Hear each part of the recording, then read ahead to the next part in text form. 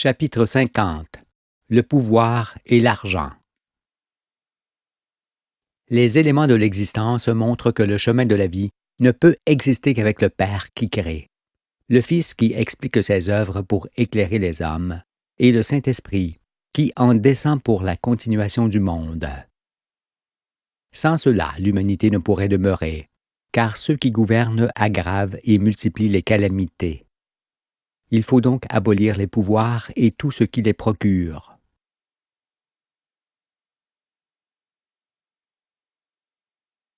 Les effets du pouvoir. Jusqu'à présent, vous pensiez tous que la vie des êtres humains ne pouvait se concevoir sans pouvoir et sans argent. Alors nul ne s'apercevait que ces derniers sont les instruments de Satan, qui fascinent et détruisent le monde. Mais aujourd'hui, où vous naissez de Sion, il vous apparaît qu'il en est bien ainsi. C'est pourquoi il faut en débarrasser la terre et les esprits, afin que, par leur entière disparition, le royaume devienne réalité. Qu'est-ce que le pouvoir, sinon imposer sa volonté à autrui? Il est certain que celui qui ne parvient pas à imposer sa volonté à l'homme n'a aucune autorité sur lui. Or, puisqu'on ne peut contraindre l'homme que par la duperie, la menace ou la force, il s'avère que tout pouvoir de l'homme sur l'homme est une infamie.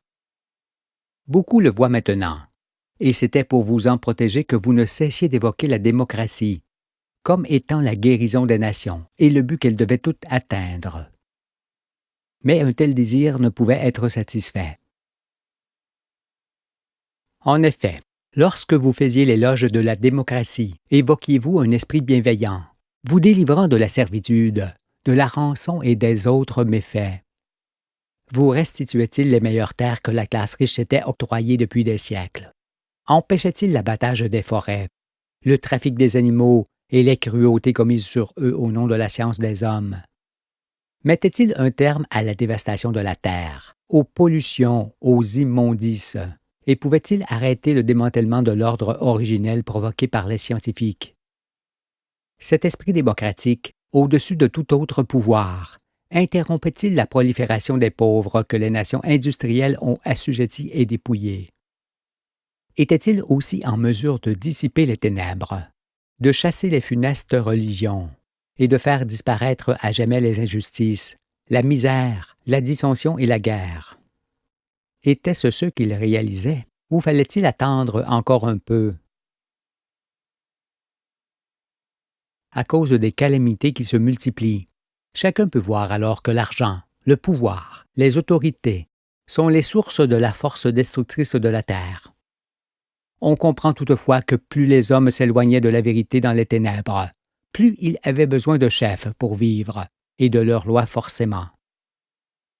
C'est pourquoi beaucoup disent que c'est de tout temps que les autorités orientent et organisent la vie de tous selon leurs préceptes et leurs traditions, et que cela ne cessera jamais.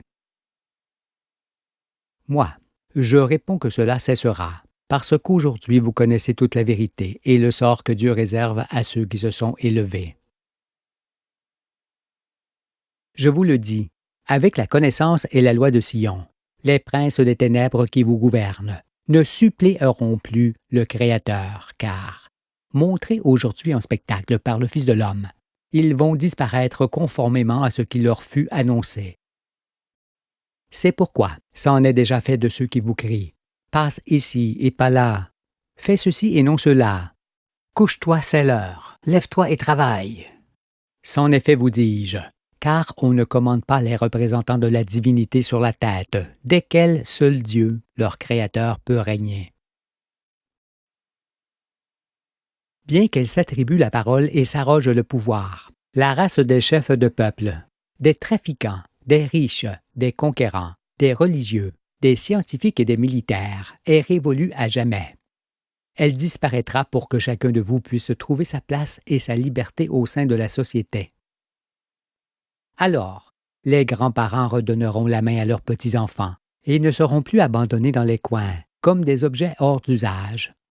Et les enfants ne seront plus considérés comme de l'argile que l'on pétrit à la forme que l'on veut et que l'on fait cuire ensuite au feu du mensonge.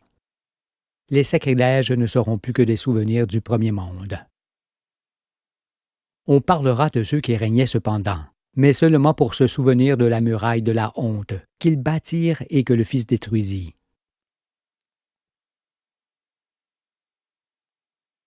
Le bannissement de l'argent.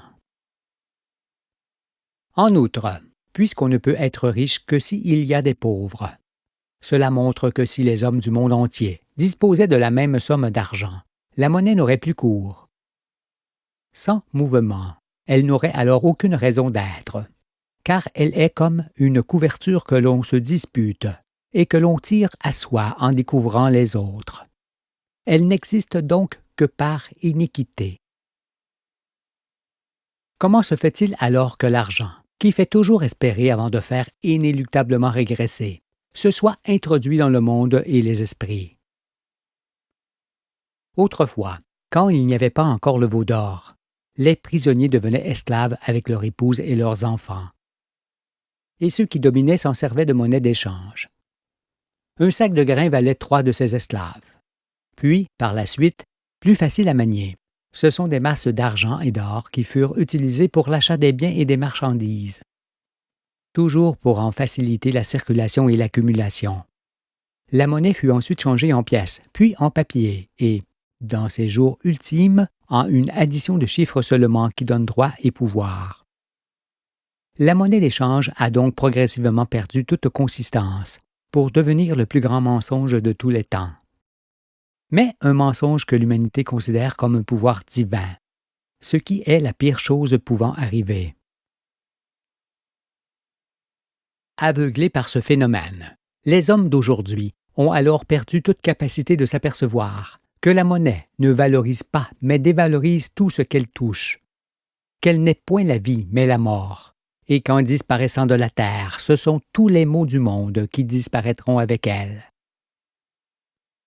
Mais, n'étant sensibles qu'au pouvoir de l'argent, les cupides n'ont pas les oreilles pour entendre Jésus qui dit à ses disciples « En vérité, un riche entrera difficilement dans le royaume des cieux. Je vous le dis encore, il est plus facile à un chameau de passer par le trou d'une aiguille qu'à un riche d'entrer dans le royaume de Dieu. » Bien que cet avertissement soit sans équivoque, celui qui appauvrit son prochain prétend toujours que c'est grâce à Dieu qu'il est riche, parce que l'esprit chrétien consiste, croit-il, à s'enrichir pour avoir plus de considération. N'est-ce pas ce que l'on prêche aujourd'hui dans cette fin des siècles, où chacun fait ostentation de ses richesses? Et c'est aussi ce que les chefs religieux préconisent, en n'ayant que l'argent à la bouche, alors que Jésus proclame encore avec force. Malheur à vous, riches, car vous avez votre consolation. Malheur à vous qui êtes rassasiés, car vous aurez faim. Malheur à vous qui riez maintenant, car vous serez dans le deuil et les larmes. Malheur, lorsque tous les hommes diront du bien de vous, car c'est ainsi qu'agissait leur Père à l'égard des faux prophètes.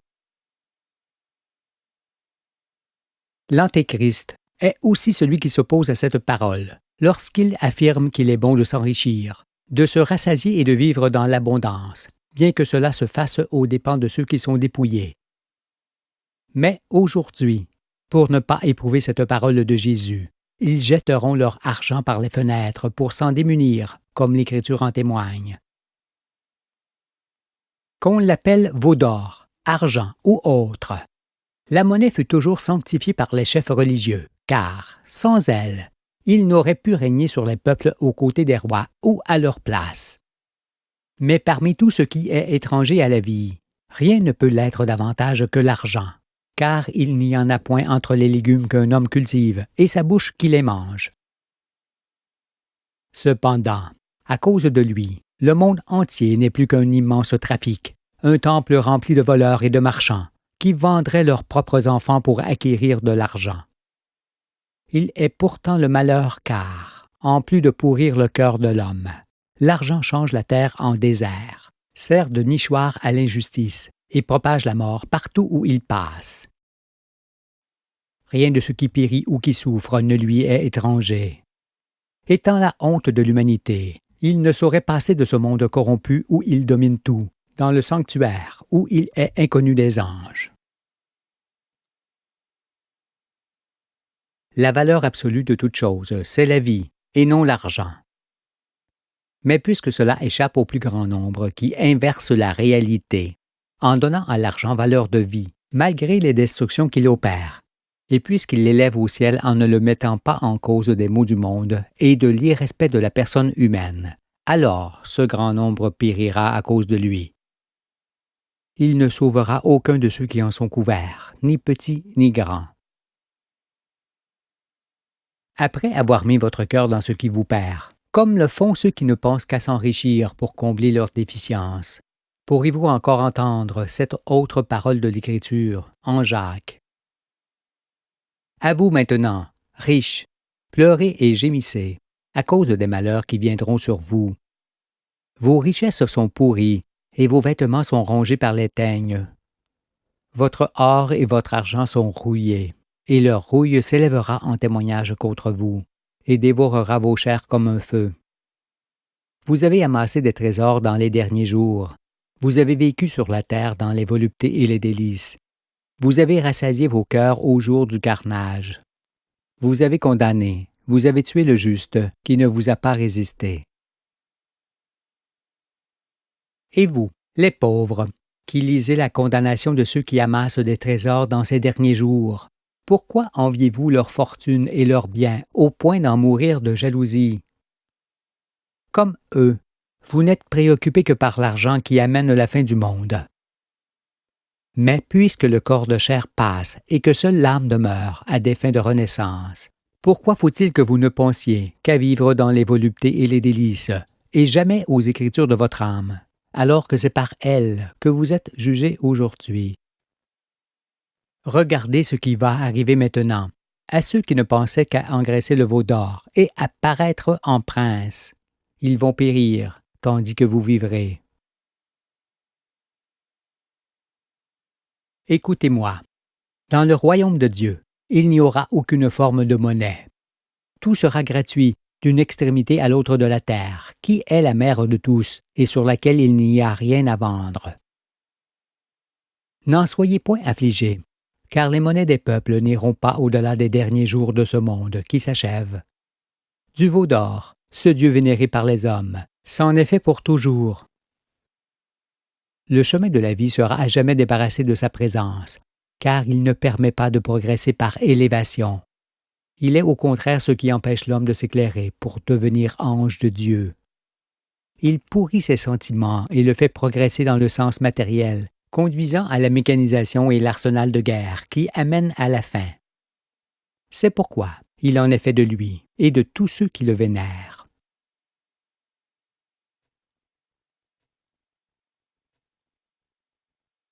Le rétablissement de la liberté. La connaissance de la vérité dissout tout pouvoir, toute autorité, toute puissance, toute domination, et annule leur raison d'existence.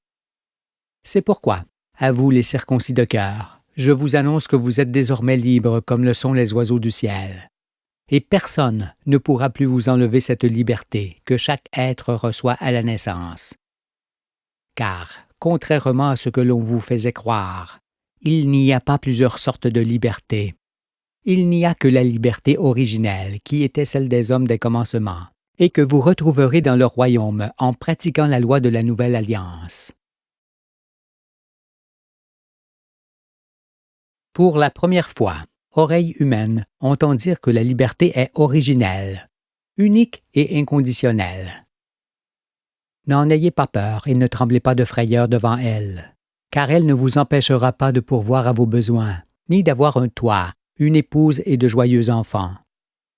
Ne soyez donc pas tout frémissant de crainte à la pensée de vivre libre, et de n'être plus esclave de l'argent et de ceux qui vous imposent leurs lois. Non, ne redoutez pas de faire bientôt tout ce qu'il vous plaira, et de ne plus agir comme des instruments commandés à distance, car, avec vos semblables, vous saurez toujours faire ce qui vous convient.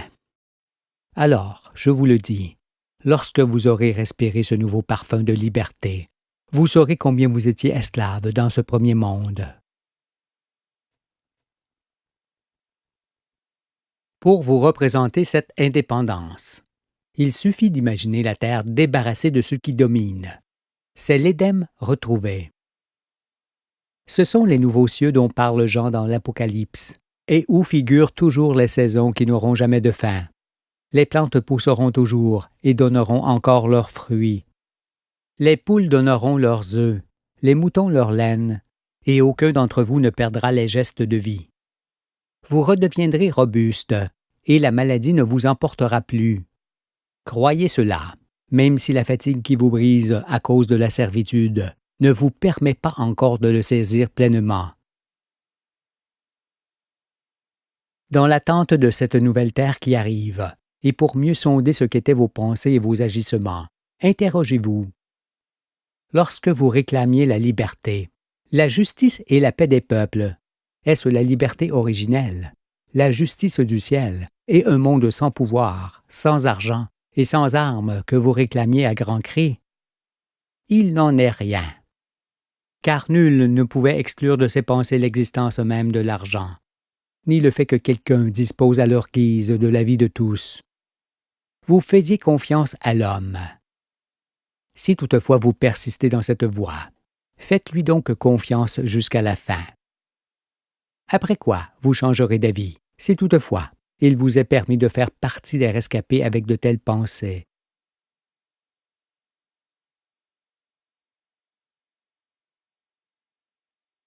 La concorde.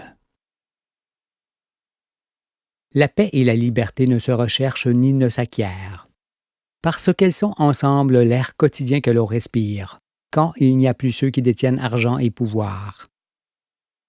C'est donc ces derniers qu'il faut ôter du monde. Or, ce que l'on entend aujourd'hui est effrayant, parce que ceux qui crient « la paix, la paix, la paix » sont aussi ceux qui pratiquent constamment ce qui l'empêche de s'asseoir. Et ceux qui veulent sauvegarder la terre, en faisant toutefois l'apologie des lois, des pouvoirs, de l'argent, du profit et des gigantesques travaux qui défigurent les pays, font de même. Pourront-ils alors saisir que, pour subsister, les hommes doivent changer leur conception de l'existence et vivre avec la seule loi du Saint-Esprit? Comprendront-ils que seul Dieu doit régner sur l'homme qu'il a créé? La paix ne se recherche pas davantage par les armes, parce qu'elle émane de chaque homme affranchi par la vérité et délivré à jamais des puissances du mal. La paix appartient d'abord à tout homme libre, puis elle s'étend à sa tribu formée d'hommes libres, puis à son peuple composé de tribus libres, puis à l'ensemble des peuples libres du monde entier. D'aucune façon la paix ne se conçoit inversement. Et celle que l'on suppose exister aujourd'hui, entre les nations associées dans un même règne, ne peut libérer les hommes, parce qu'il ne s'agit nullement de paix, mais seulement de temps de préparation de guerre. Je vous le dis encore, tant que ce sont des hypocrites et des fanatiques qui règnent sur les peuples et le monde à la place de Dieu, la fraternité entre les hommes ne peut nullement devenir réalité. Il est également manifeste que la paix ne s'obtient, ni ne se maintient par la force, le mensonge, la domination, l'occupation ou la menace de répression. Non, la paix ne marche qu'avec la liberté originelle de toutes les créatures qui, étant libres, ne peuvent nullement être en conflit. C'est pourquoi il est à la portée de tous de savoir que pour être libre et en paix, il ne faut ni pouvoir ni argent sur la terre, car ces choses sont le prétexte de l'exploitation de l'homme par l'homme, son frère.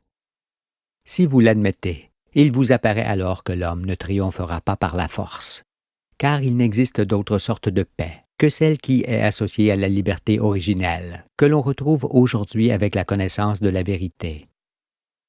Je vous ai déjà dit que vous ne pouvez pas être un peu libre, car ou vous l'êtes entièrement, ou vous ne l'êtes pas du tout. Or, avec seulement une pièce de monnaie sur vous, à laquelle vous donnez valeur de vie, vous ne l'êtes plus. Comment serait-il alors possible que vous soyez libre avec des lois d'hommes qui sont faites pour que vous ne le soyez pas? Expliquez-moi comment des lois qui sortent d'œufs pourris peuvent vous libérer et vous maintenir en paix. La paix n'appartient qu'à l'homme circoncis et libre. Et la liberté consiste à faire ce qui plaît, en toutes circonstances, et sans gêner qui que ce soit. Parce qu'il ne peut en être autrement, C'est aussi la raison d'être de l'enseignement du Fils de l'homme et des règles morales que tous les anges pratiquent. C'est pourquoi les visions de vos pasteurs sont vaines, leurs oracles sont menteurs. Ils n'effectueront point le passage.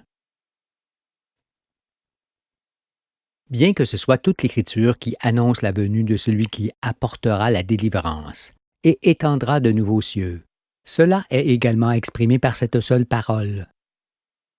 Bientôt celui qui est courbé sous les fers sera délivré. Il ne mourra pas dans la fosse, et son pain ne lui manquera pas. Je suis l'Éternel ton Dieu, qui soulève la mer et fait mugir ses flots. L'Éternel des armées est son nom. Je mets mes paroles dans ta bouche, et je te couvre de l'ombre de ma main, pour étendre de nouveaux cieux et fonder une nouvelle terre, et pour dire à Sion, tu es mon peuple. Dieu me confie le soin de poser les fondations de son royaume, et de vous dire, à vous qui naissez de la montagne de l'Éternel, Sion, que vous êtes le peuple élu pour le royaume et la vie. Et je vous délivre, vous qui êtes courbés sous les fers et esclaves de vos propres doctrines. Vous êtes ceux auxquels le Père a jugé bon de remettre son royaume, car vous seuls serez rescapés. Et ceux qui ne croiront pas à cette parole périront lamentablement, parce qu'ils ne voudront pas reconnaître que le Fils de l'homme apporte la délivrance et qu'il étend de nouveaux cieux sur cette terre, qui va changer sa face. Mais pour vous qui croyez, l'aurore se lèvera dans vos cœurs, après quoi tout reviendra beau,